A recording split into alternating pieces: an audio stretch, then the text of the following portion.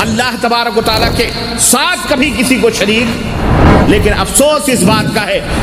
70% مسلمان آپ کو ایسے ملیں گے، نماز پڑھیں گے، حاجی ہیں، روزے ہیں، رب ذوالجلال کی قسم ہے شرک سے ان کا دل پاک نہیں۔ مولوی ہیں، علامہ ہیں، بڑے بڑے القاب ہیں، تغرے ہیں، ٹوپیاں ہیں، پگڑ ہیں، جبے ہیں، امامے ہیں، سجدوں کے گھٹے ہیں، مزارات بھی آباد ہیں، چادر بھی چڑھ رہے ہیں، عرس بھی لگ رہے ہیں، میلے بھی لگ رہے ہیں، بھنگڑے بھی گائے گا رہے ہیں، رنڈیاں بھی گا رہی ہیں، ہجڑے بھی ناچ رہے ہیں، سب کچھ ہو رہا ہے، سب کچھ اسلام کے نام پر ہو رہا ہے۔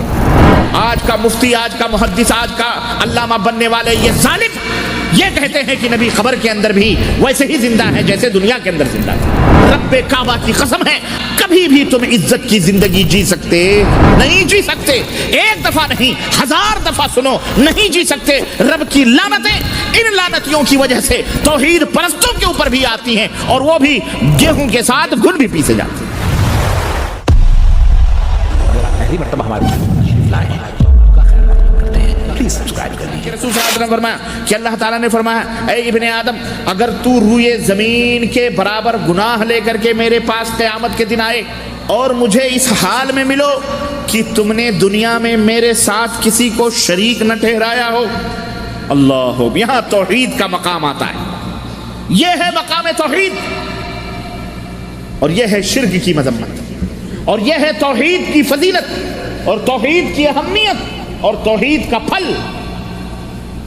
زندگی بھر جرم کرتے رہے، اتنا بڑا اتنا زیادہ جرم کیا کہ آسمان زمین بھر گئے، لیکن اللہ عز و جل کے ساتھ کسی کو شریک، اللہ کے سوا کسی کو پکارا نہیں، اللہ کے سوا کسی کو مشکل کشا سمجھا نہیں، اللہ کے سوا کسی کو حاجت روا نہیں سمجھا، اللہ کے سوا کسی کے اوپر توکل نہیں کیا، اللہ کے سوا کسی سے امیدیں وابستہ نہیں رکھی۔ بیٹا دینے والا اللہ ہے، مشکلوں کو حل کرنے والا اللہ ہے، تمام پریشانیوں کو ڈالنے والا اللہ ہے، موت اور زندگی دینے والا اللہ ہے، وہی مقدموں میں جتاتا ہے، وہی لوگوں کو بیمار کرتا ہے، وہی شفا دینے والا ہے، اس کا کوئی ساجی نہیں، اس کا کوئی شریک نہیں، اسی سے امیدیں وابستہ رکھی جائیں، اسی سے آرزویں کی جائیں، اسی کے نظر و نیاز کیے جائیں، اسی کو اٹھتے بیٹھتے پکارا جائے اور اسی کی پکار کو پکارا جائے، اس کے ناموں کی آواز دی جائے، اس کے نام کی قربانی کی جائے، اسی کے نام کے ذبیحے ذبح کیے جائیں، اسی کو آواز دی جائے، اسی سے سب کچھ طلب کیا جائے، اسی سے سب کچھ مانا جائے، اپنے درمیان اللہ کے درمیان کسی کو واسطہ اور کسی کو وسیلہ نہ بنایا جائے۔ یہ ہے توحید، یہ ہے توحید۔ لیکن اس کے برعکس اگر کوئی شخص اللہ کو بھی مانتا ہے، نمازیں بھی پڑھتا ہے، روزے بھی رکھتا ہے، نہیں مانتا ہے اس کی بات الگ ہے، یہاں اللہ کو مانتا ہے، سجدے بھی کرتا ہے، رکوع بھی کرتا ہے، لیکن وہ یہ عقیدہ رکھتا ہے یا کہ فلانے استھان سے ہم کو یہ بیٹا ملنے والا ہے، فلانے دربار میں فلانے بزرگ کو پکارنے سے ہماری امیدیں پوری ہو جاتی ہیں، فلانے کے ناموں کے نظر و نیاز دینے سے ہمارا یہ فائدہ ہو جاتا ہے، نفع نقصان ہو جاتا ہے۔ یہ تمام کے تمام شرکیات ہیں، ایسا کرنے والا مشرک ہوتا ہے۔ تو لوگوں سنو، اللہ تعالیٰ فرماتا ہے کہ میرے پاس تم اس حال میں آؤ کہ میرے ساتھ تم نے کسی کو شریک نہ ٹھہرایا ہو۔ اللہ فرماتا ہے تو اے میرے بندے، اگر تم مجھ سے اس حال میں ملو کہ میرے ساتھ تم نے کسی کو شریک نہ کیا ہو، تو میں تجھ سے اس حال میں ملوں گا کہ میں تیرے زمین بھر کے تمام گناہوں کو نیکیوں میں تبدیل کر دوں گا، تمام گناہوں کو معاف۔ اللہ اکبر، یہ ہے اللہ عز و جل کی رحمت، یہ ہے اللہ عز و جل کی رحمت۔ اس لیے میرے بھائیوں، اللہ تبارک و تعالیٰ کے ساتھ کبھی کسی کو شریک، یہ بنیادی بات ہے، یہ بنیادی چیزیں ہیں، لیکن افسوس اس بات کا ہے 70% کلمہ پڑھنے والے مسلمان ہمارے انڈیا، پاکستان، بنگلہ دیش، قرب و جوار کے ممالک کے لوگ اور کچھ عرب ممالک کے ادھر بیچ میں عجم، افریقہ اور دیگر 70% مسلمان آپ کو ایسے ملیں گے، نماز پڑھیں گے، حاجی ہیں، روزے ہیں، رب ذوالجلال کی قسم ہے شرک سے ان کا دل پاک نہیں۔ شیطان نے جو گرفت کی ہے نا،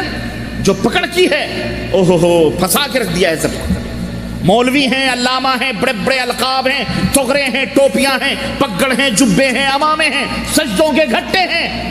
لیکن مسجد کے اندر کھڑے ہو گئے ایاک نعبد و ایاک نستعین، اے اللہ ہم تیری ہی عبادت کرتے ہیں، تجھ سے ہی مدد طلب کرتے ہیں، اور نماز کے بعد سلام پھیر کر درگاہوں کی حاضری بھی ہو رہی ہے، مزارات بھی آباد ہیں، چدر بھی چڑھ رہے ہیں، عرس بھی لگ رہے ہیں، میلے بھی لگ رہے ہیں، بھنگڑے بھی گائے گا رہے ہیں، رنڈیاں بھی گا رہی ہیں، ہجڑے بھی ناچ رہے ہیں، سب کچھ ہو رہا ہے، سب کچھ اسلام کے نام پر ہو رہا ہے۔ کس کے نام پر؟ اللہ کے نام پر، رسول کے نام پر ہو رہا ہے، اولیاء صالحین کے نام پر یہ تمام سب چیزیں ہو رہی ہیں۔ یاد رکھو میرے عزیزوں، میرے دوستو، بغیر توبہ کیے ہوئے اگر ایسے لوگ مر گئے، رب ذوالجلال کی قسم ہے ان کی مغفرت نہیں ہو سکتی، کیونکہ رب ذوالجلال نے ارشاد فرمایا ہے ان اللہ لا یغفر ان یشرک بہ ویغفر ما دون ذلک لمن یشاء۔ اللہ تمام گناہوں کو معاف کر دے گا، اگر نہیں معاف کرے گا تو ساجیداری کو نہیں معاف کرے گا، شرک کو نہیں معاف کرے گا۔ اس لیے یہ عقیدہ نہ رکھو کہ ہمارے بزرگ بھی جو چاہیں دے دیں، وہ بھی غیب جانتے ہیں، وہ بھی دلوں کے بھیدوں کو جانتے ہیں، مرنے کے بعد ان کا بھی تصرف چل رہا ہے، زمین کے اندر بھی زندہ ہیں، اور صاحب عالم باہر نکل کر لوگوں سے سلام کرتے ہیں، مصافحے کرتے ہیں، ان کو آواز دو تو آواز بھی سنتے ہیں، اندر سے بات چیت بھی کرتے ہیں،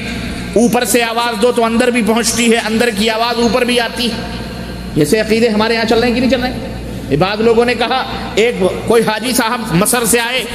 بڑے بزرگ صاحب تھے، رفاعی صاحب تھے، نبی صلی اللہ علیہ وسلم کے دربار میں پہنچے اور نبی سے کہنے لگے کہ اے اللہ کے نبی، پہلے میری روح آپ کے چوکھٹ کو چومنے کے لیے آتی تھی مصر سے، آج میں بذات خود جسم اور روح کے ساتھ آیا ہوں، آپ اپنا دست مبارک نکالیے، میں آپ کے ہاتھوں کو چومنا چاہتا ہوں۔ چنانچہ 90 لاکھ لوگوں نے دیکھا، قبر پھٹی، نبی نے ہاتھ نکالا، ان سے مصافحہ کر لیا۔ کس عقیدے کو دعوت دینا ہے؟ یہ کیا ثابت کرنا چاہتے ہیں کہ شفیع المذنبین خاتم النبیین کو صحابہ کرام نے زندہ دفن کر دیا تھا؟ بولو، 33 گھنٹے نبی علیہ السلام کی لاش مبارک چارپائی پر رکھی گئی، آپ کی وفات کے بعد صحابہ کرام کے اوپر غم و علم کے پہاڑ ان کے دلوں کے اوپر ٹوٹ پڑے، نبی کو اپنے ہاتھوں سے انہیں دفن کیا، نہلایا، دھلایا، کفن پہنایا۔ آج کا مفتی، آج کا محدث، آج کا علامہ بننے والے یہ ظالم یہ کہتے ہیں کہ نبی قبر کے اندر بھی ویسے ہی زندہ ہے جیسے دنیا کے اندر زندہ تھے۔ اس کو بھی جیتے جاگتے، اس کے ملاؤں کو بھی اسی طرح قبر میں کھود کے دفن کرو، دیکھو ان کے سینے کیسے پھٹتے ہیں۔ میرے بھائیوں، میرے عزیزوں، یہ نبی علیہ السلام کے ساتھ کھلا ہوا مذاق اور نبوت کی توہین نہیں ہے تو اور کیا؟ یہ عقیدے ہیں کہ ہندوستان میں، پاکستان میں، بنگلہ دیش میں بیٹھ کر یا غوث کے نعرے لگاؤ تو شیخ عبد القادر جیلانی مدد کے لیے قبر پہنچ جاتے ہیں۔ ہے عقیدہ کی نہیں ہے؟ بولو، یہ 11ویں بنانے والے، یہ نظر نیاز کرنے والے کیا عقیدہ رکھتے ہیں؟ یہ نیاز اور فاتح، یہ چشتی اور یہ قادری، یہ نقشبندی اور رفاعی اور یہ سلسلے جوڑنے والے کیا عقیدہ رکھتے ہیں؟ یہی ایمان اور عقیدے ہیں۔ 70% مسلمان آج اس شرک کے اندر ملوث ہیں۔ اے مسلمانوں، یہی وجہ ہے کہ رب کی رحمتیں نازل نہیں ہو رہی، اللہ کی لعنتیں اور دھتکار اور پھٹکار اور بستیوں کی بستیاں اجڑ رہی ہیں، لیکن ان کی پکار کو، ان کی دعاؤں کو سننے والا کوئی نظر بولو نہیں آ رہا ہے۔ اللہ ایسے لوگوں کے اوپر رحم نہیں فرماتا جو لوگ اللہ کے ساتھ شرک کریں، جو اللہ کی توحید کا مذاق اڑائیں۔ اس لیے اللہ سے توبہ کرو، مسلمانوں، شرک سے توبہ کرو، اور روئے زمین پر یہ جتنے بھی گدی پھدی اور جتنے بھی آزیے تازیے شدے علم چبوترے پنجے شدے پنجے جتنے بھی ہرے اور پیلے مزار، قبریں، مزارات پختہ جو بنے ہوئے ہیں، رب کعبہ کی قسم ہے، جب تک ان کو مسمار نہیں کیا جائے گا، جب تک ان کو زمین کے برابر نہیں کیا جائے گا، کبھی بھی تم عزت کی زندگی جی سکتے نہیں، جی سکتے